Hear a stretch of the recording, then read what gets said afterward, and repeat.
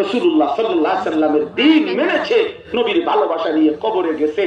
1450 বছর পরেও পৃথিবীর লক্ষ কোটি ইমানদার সন্তানের নাম বেলাল। বেলাল আজও আছে, আছে না? বেলালের কোন সীমান্ত নাই, বেলালের কোন দেশ নাই, বেলাল সারা পৃথিবীর, বেলাল আসমানে, বেলাল জমিনে। হ্যাঁ, ঠিক ইনশাআল্লাহ। আমি তো এটা বারবার বলছি,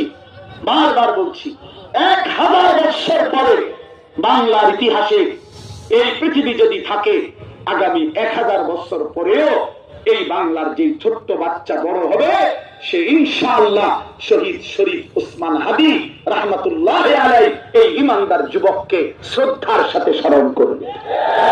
পৃথিবীর ইতিহাসে স্বর্ণের অক্ষরে তার নাম লেখা হয়েছে।